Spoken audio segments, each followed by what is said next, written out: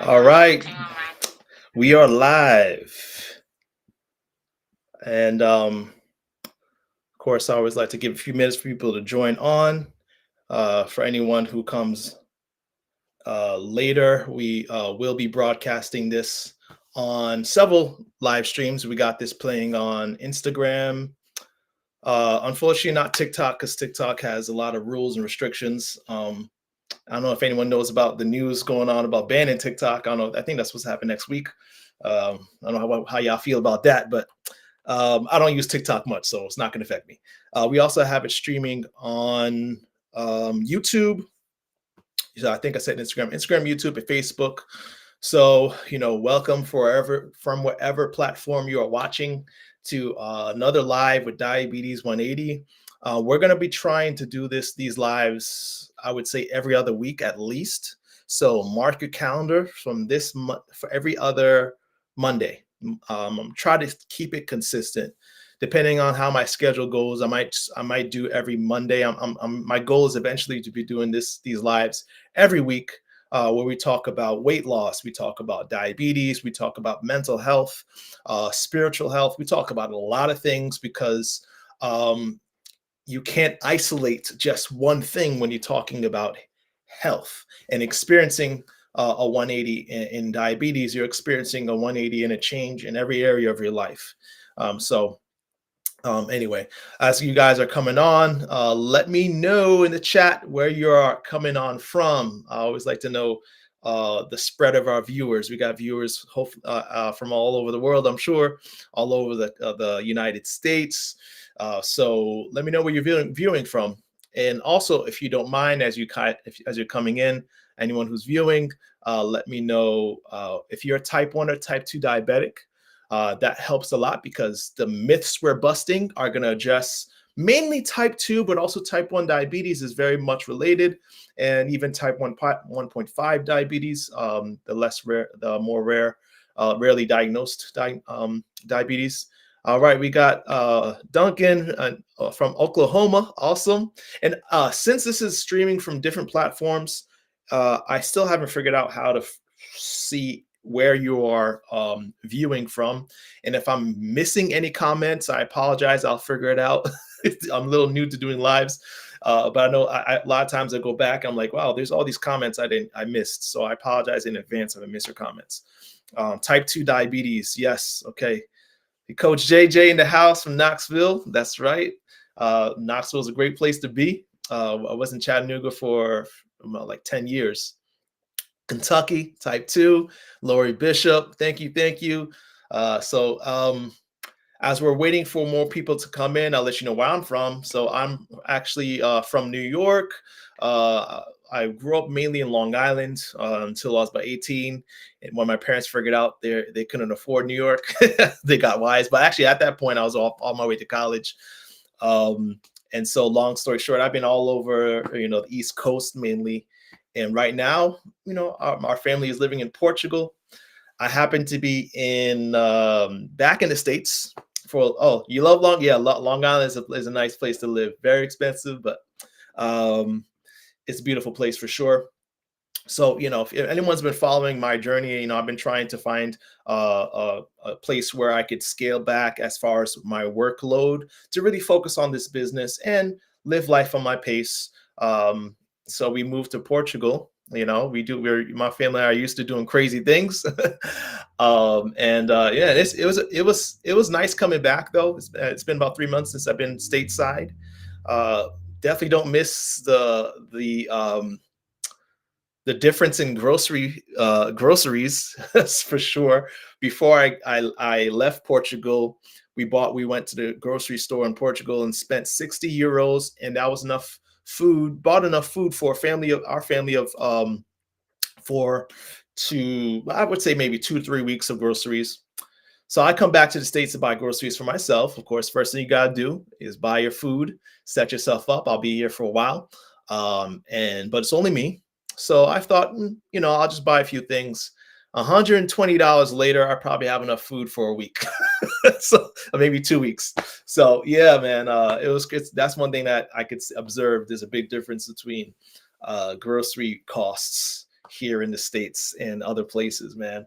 But anyway, you guys are here hopefully to learn about myths on diabetes. And as you're joining in, if you haven't already, let us know where you're watching from, your name, because if I can't see the names, and your type of diabetes. If you're type 1, type 2, pre-diabetes. Um, and as we go along, this I don't expect to be a very long live, but just know that we're going to try to address the most common myth that needs to be busted. But if you have questions right during this live, or even on the playback, if you're watching it on the playback, because I do go back and look at the comments after this plays back on our multiple platforms. You have any questions, any curiosities, any myths, things that you know for sure you're not too sure about that you want busted about diabetes, let's bring it to light. And so I'll do my best to answer them. Okay. So first thing is that I would like to highlight in addressing these myths about diabetes is that they're all very much related to one common misconception. Okay, you'll understand that if you follow Diabetes 180, we're very faith based. So I believe strongly in the fact that healing can be found in nature. Okay. And I'm sure many of you guys agree who are watching this that we look outside, and many of the ailments, the sicknesses that we suffer from, we could find a remedy in natural healing and natural remedies, natural things. So in that same breath, it just makes sense that the God that created nature who likes order, who likes things to be simple and easy as far as to access, that the answers for diabetes are simple and easy. Okay, it's not complicated at all, I promise you. If you want to find out what you need to do to really um, get a grasp on this disease, right? So someone says, I'm a full advocate of plant-based medicine. I believe God designed the earth to have everything we need. That's the point, man. That's what I love. That everything we need is right there, and it's easy. So you don't gotta have insurance. So you don't have to sell a kidney. You don't have to be on all these medications. Of course, I'm not saying we're against medications. They have their time and place, but understanding how to really work with the natural laws of health, you could find really the answer to any question. So go ahead and let me know as I talk if you have any questions specifically. But the first myth we have to bust, I did have a little list here, but the first myth we have to bust is that how many of you have heard that carbs are the enemy, right? When it comes to diabetes, gaining weight, carbs are the enemy. Carbs are the cause of diabetes, and in order to reverse diabetes, you got to limit your carbs, right?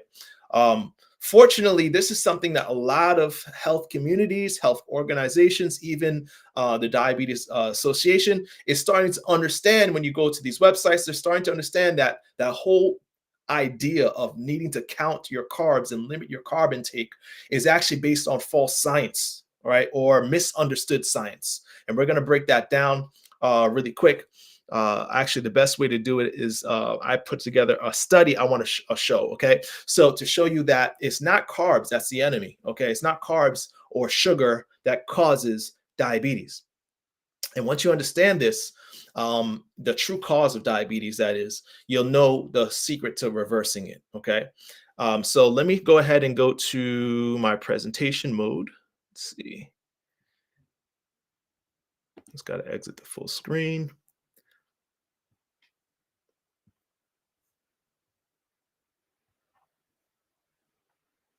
All right, so I'm going to do picture in picture, and it's already on.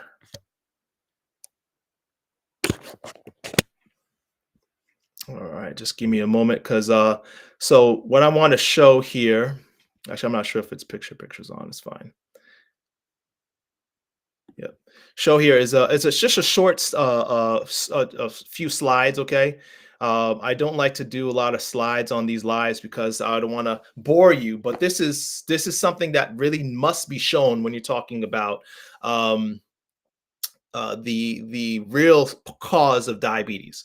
That it's nothing new. I like to talk about this study because this is not some kind of new science. As early as 1927, we have known that the true cause of diabetes is not sugar or too much carbs. It is fat. Is this news to anyone? So let me know if this is news to anyone. Is this something that you've never heard before?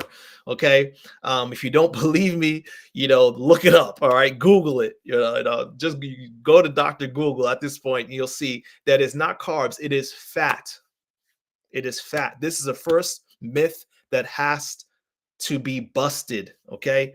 If you want more detailed experiments, I'll tell you how to find them in a minute. But 1927, Dr. Shirley Sweeney demonstrated how insulin function can be compromised by a high fat diet with a simple experiment. What he did is he took a group of college graduates, I should say, not graduates, college students, medical students, and he split them into 4 different diets. These were people who are healthy, non-diabetic. Okay. So this is crazy because you would think that someone who went on a diet for 2 days is not going to really influence them enough to develop high blood sugars, right, if they're normal. But what he did was amazing. In just 2 days he proved what really causes high blood sugars. Okay. He put them each individual on 1 of 4 diets. One was a high protein diet consisting of things like eggs, chicken, purely protein. Okay, so that meaning the main source of nutrition for those 2 days was protein. Another group was placed on a high fat diet, meaning so they were basically given oil, butter, mayonnaise, lard, just fat for 2 days. That's all they ate. And another group was given nothing but refined carbs. Okay. And I say this specifically, refined carbs. So that everything that a diabetic should not eat, sugar, pastries, bread, cupcakes. I don't know about you. I know which group I would want to be in, right? But of course, question for you I would have is, which diet do you think would be um, the most what's the word, diabetes inducing, I guess. Which diet? Most of people would say, of course, the high carb diet, because carbs causes diabetes. You eat nothing but sugar, you're gonna turn into a diabetic. How many of you guys have heard that? You know all that sugar, you're gonna be diabetic soon, right? But so you would expect the sugar to cause the highest blood sugar spikes. But on day 3, they gave them what's called a glucose challenge. What the glucose challenge entails is basically drinking a sugary solution, glucose syrup, I guess you could call it, and then testing your blood sugar levels in intervals to see, who had the highest spikes. And guess what? The high fat group had the highest blood sugar levels of all the groups in this challenge, not the high carb group. The high carb group was actually normal. Okay. Again, these were non-diabetics, but they on a high carb diet for 2 days had normal blood sugar levels. The high fat group in just 2 days had elevated blood sugars to the level of being diagnosed with diabetes. Okay. The high protein group was followed. All right. So I don't know if you guys have any questions on that. That's a new study to you, but it really shows to me, how this is not a new concept. As early as early as the late 1920s, 1927, we have known that there was a connection between high fat, and high blood sugars. Now, of course, that being said, it makes sense that a lot of people think that well, it's a sugar that causes diabetes, or it's a sugar that's the problem, because whenever you eat sugar, right, you eat something sweet, you test your if you're a diabetic, that is, you prick your finger, you test your blood, and your blood sugar elevates, right? Some of you guys maybe have experiencing with limiting carbs, lowering carbs, you're counting carbs, and you test your blood sugar and it drops. So it makes sense when you first observe on first observation that it's the sugar that's a problem. It's the carbs that's a problem because when I eat carbs, my blood sugar goes up. When I eliminate carbs, blood sugars go down. But it's not that simple because this is where another myth is busted. Elevated blood sugars, okay, are a symptom of diabetes, not the cause of diabetes. Okay, it's the symptom. Just like when you have a cold and you're coughing and the mucus you produce is a symptom of a virus that is invaded your system, right? Compromising your immune system. Your blood sugars being high as a result of carb intake is a symptom of a deeper underlying problem. So by reversing this deeper underlying problem, guess what? You're on your way to reversing diabetes. So obviously the next question is, what is that underlying problem? Well, if you follow the last study, you already know what it is: the amount of fat we have inside our bodies. Okay, the amount of fat stored within our bodies, our muscle and liver cells, causes, unfortunately, insulin, the key, that has often been described as a key that unlocks the doors to allow blood sugars to enter into cells, is being resisted. Right, your insulin is no longer working. That is in the case of type 2 diabetes. Okay, so this is where blood sugars come in as a result of diets that are too high in fat. So if you're this is new to you, if this is something you've never heard before, I want to challenge you, okay, for the next 2 weeks at least, to start to monitor your fat intake. It's that simple. You can do it with several diet apps. Chronometer is one. We like Lose It, MyFitnessPal. Any calorie counter or nutrition app can do it. And I don't want you to pay attention to carbs. I want you to pay attention to fat only. Okay, and I want you to limit your fat intake to 15% of your daily total calories, or 30 grams a day, no more than 30 grams a day. A truly low fat diet. Okay, odds are right now, if you were to just check your fat intake on a normal, even a healthy diet, okay, what's considered healthy on our American standards, let me say, your fat intake is on average probably 30% or higher. Okay, um, that is because it's very easy to find fat in even healthy foods, some plant foods. But of course, if your diet consists of, and this is where I'm going to probably step on some toes, all right, if it consists of animal products or animal byproducts, then you're already going to be in a disadvantage at when it comes to that low fat connection, because the foods, if you're going to talk about fat, the specific fat that becomes a problem in causing diabetes is saturated fat. And the foods that are rich sources of saturated fat are animal products: chicken, eggs, beef, meat. So oils, okay, also, so I challenge you. Okay, that's the challenge. So for the next 2 weeks, I want you to start logging your fat percentage and decreasing it, bringing it down to no more than 15% of daily total calories. All right. So now the next myth that we got to address then, well, what about all those people who are eating high fat, high protein diets? Okay. Oh man, I wanted to keep this short, but I gotta address this one, and we're probably gonna have to do a part two because there's so many other myths that need to be busted. All right. Let me see. I haven't even been looking at the comments. Thank you, Sean. I'm glad you're enjoying it. And that your diabetes is well controlled. Awesome. And carbs are not the enemy at all. Did y'all know that D-mannose is a sugar that's actually super beneficial in preventing urinary tract infections? Actually, you didn't know that. It comes from fruits and veggies like cranberries, cabbage, and tomatoes. Yeah, these whole foods are medicine. That's what we started with. That's what's so simple about the natural way of healing. Okay. So yeah, someone asks a great question. Vegetable oil, is that fat? Yes, oil is pure fat. Okay, this is something that, of course, you may not think about, but if you think about what started off as a vegetable, or even an olive gets refined and pressed down, right? So refined that the only thing that's left of that original vegetable oil is fat. Oil is like the sugar equivalent to sugar cane. Okay, you start off with a plant, you refine it down to its very basic nutrient, which is sugar. You do the same thing with vegetable oils. You refine them down to the very basic unit of nutrient, that's fat.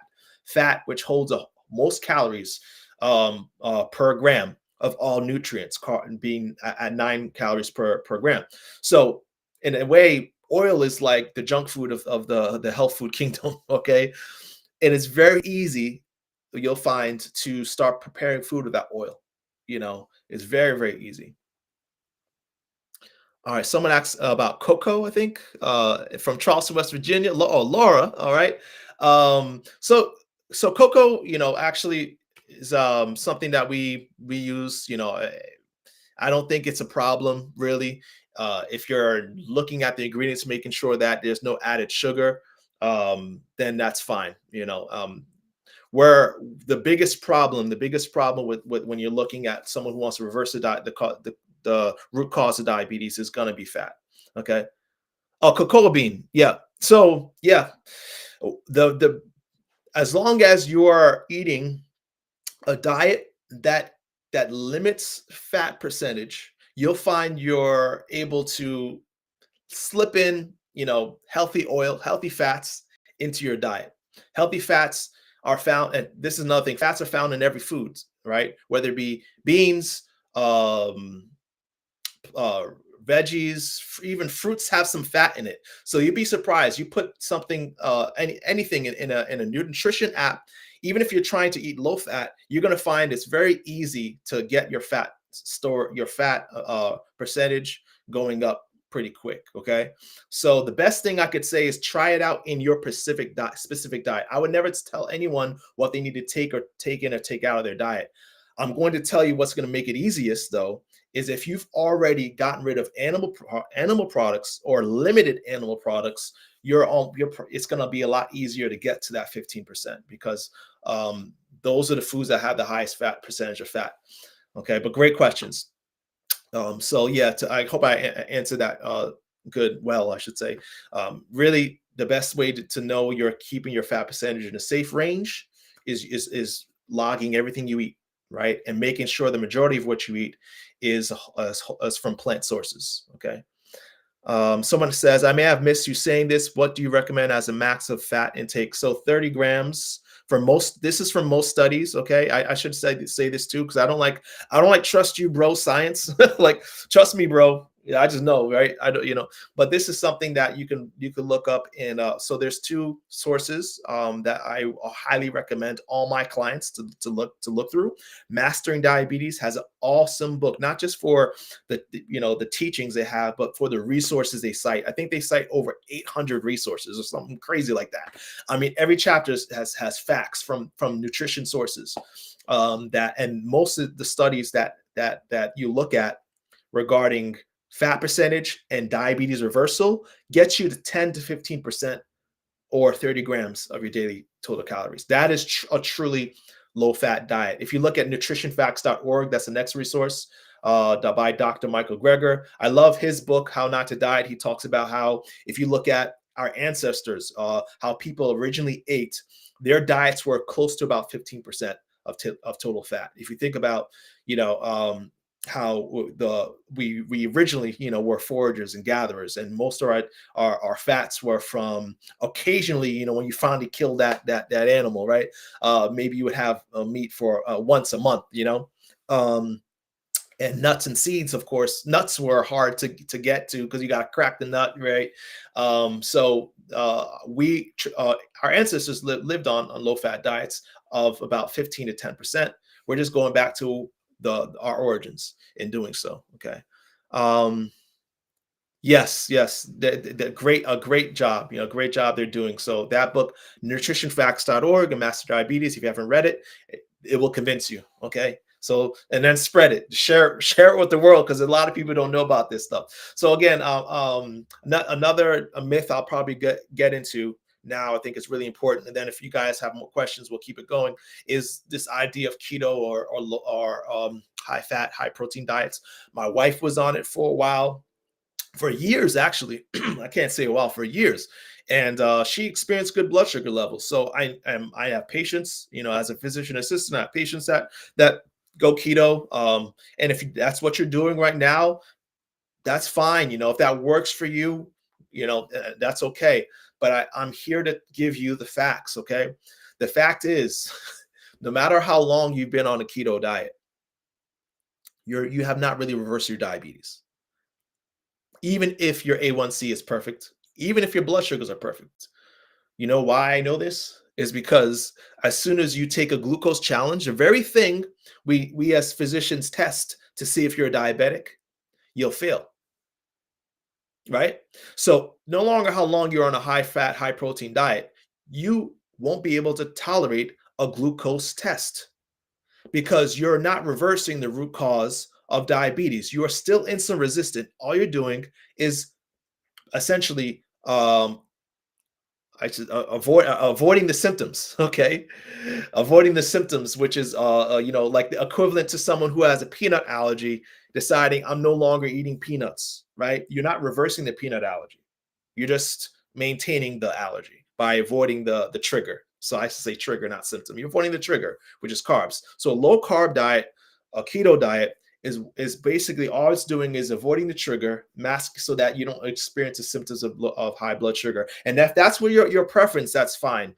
But here we talk about the science of reversal. If you really want to reverse diabetes or come off medications, then it's best to reverse the root cause of, again, type 2 diabetes. Someone asked about kidney stones. Yes, keto can increase your risk of kidney stones and a lot of other diseases, conditions I'm not going to get into right now. But yes, keto has been, because it's typically higher in animal proteins, it is very much linked to kidney stones and other conditions. Okay. But what's great is there's no side effects, there's no drawbacks, there's nobody who's going to be concerned with long-term side effects when eating a whole food plant-based diet. Only good things, only good side effects, so that's the beauty. So I hope I addressed that one myth, that keto or low-fat diets, low carb diets are the cure. It really isn't. It's okay if you want to manage it that way, but it's not curing your condition because, and obviously eat some fruits just take a break and just eat fruits for a day or something, and you'll see how high your blood sugars go up, right? And so on a low fat diet, you increase your carb tolerance. You could eat it's amazing how to see how many patients and clients are shocked to see how much carbs they can eat. Starchy vegetables. Okay, they could eat potatoes again, right? My wife can eat fruits for breakfast, just fruits. Okay, and for some people it just takes days, some weeks. For my wife, it took about 6 weeks. Some of our clients just days. Someone said within a few months of stopping keto and turning to a plant-based diet, my fatty liver healed itself. It's amazing, right? It doesn't take long when you're doing it naturally. That's what I love about this God of nature and the natural things He's given us for our healing. Okay. Plant-based meats okay to eat. So I hope I'm saying your name right, Aroja. That's a great question. Are plant-based meats okay? The problem, let me say the good thing about plant-based meats. Plant-based meats, off the bat, of course, are a good transition, especially because when you're eating a diet that's high in meat and dairy and cheese, it's very hard for some people to just go cold turkey and stop. So when you're transitioning and you want to eat plant-based meats, to transition to a whole food plant-based diet, I think it's a good start. But if you want the best health, plant-based meats are not a good option because these products too often are high in fat. Okay, again, use these nutrition logs and test it out, and you'll see how much fat is in a lot of these meats. It's very hard to keep at 15% with plant-based meats. On top of the fact that a lot of them have added sodium, some of them actually have added sugars. So it's highly processed, not the best for your health, but it's good idea if you want to transition in from the real stuff, I guess, as we call it. All right, but long term, yeah, it's best to limit those foods. Okay. But be treat yourself with grace. Okay, everyone has their own time frame. Some need to take a week at a time. Some people can go cold turkey. Some people, can take one meal at a time. Start with your breakfast and go to your lunch. Right, mass learning to make these changes in your own time, in your own pace, is very important. So last question I think I will address, last myth I should say, is, well, I should actually address that last one too. Well, maybe two. We'll do two. One is that, can diabetes be reversed? So I think this is a good question, uh, because all you guys who have diabetes, you probably have thought that, to yourself. I think for me, I will never be off medication. I think for me, I'll never have a normal A1C. Okay. For the vast majority, though, of people, yes, you can reverse diabetes. At this point, it's very well known. There are so many different groups, organizations out there that are doing it. Whether it be an intensive program where they give you the meals, or coaching programs like myself where we guide you through the process. Absolutely, yes, for the vast majority. Now, what does that mean, vast majority? That means there might be some people who are outliers, or atypical, only because there's a lot of factors in reversing a condition like diabetes. Number one, diabetes didn't happen overnight. Okay. By the time you were diagnosed with diabetes, it's likely that you had it. Basically, diabetes was under the surface growing for an average of 8 to 10 years before it manifested itself with your sugars being high. It's just that your pancreas was keeping up. Right. It's not like type 1 diabetes. And I'm sorry we didn't address, I don't think anyone here said they were type 1 diabetes, so we didn't address it. But if anyone has questions about type 1 diabetes, just a short parenthetical statement: a low fat, whole food, plant based diet helps with type 1 diabetes as well. You still will need insulin, but you'll find that you'll need less insulin on this diet because you're reversing insulin resistance, making insulin work better for you. Okay. Hi, Bethy. All right. So, where was I on reversal? So, yeah. So there might be some people who have had diabetes for years. It's going to take longer for you. Um, and there's some people who have had diabetes for years, and their pancreatic function, and there's ways of testing this, actually indicate that they're no longer type 2 diabetic, but what's called type 1.5. So those are going to be insulin dependent, because their pancreas is no longer producing insulin. Okay. um, and this usually diagnosed as an adult. But not knowing where you are on the spectrum, it doesn't hurt to try. It does not hurt to try, because I guarantee you that most likely you are going to be the one that no longer needs to live with this condition if you give it an honest effort. That is the key, though. What do you have to lose? Give it an honest effort. I challenge you. Try to bring that fat percentage down. Increase your consumption of complex carbs, right? Complete carbs, and really give it an honest try, right? There are some who that, and within weeks or even days, their blood sugars are normalized, medications are dropped. They're hurrah. There's others that might take a little longer. Still others that maybe they've been on low fat, whole food, plant diet based diet for years, and the A1C still remains elevated, or the blood sugars are elevated, and they're wondering, well, why isn't it working for me? Well, I want to encourage you, if you're one of those people, that even if your A1C still indicated diabetes, let's say you're still at 7.1 or something, or and you've been low fat, whole food, plant based, which is rare, that's not common. Okay.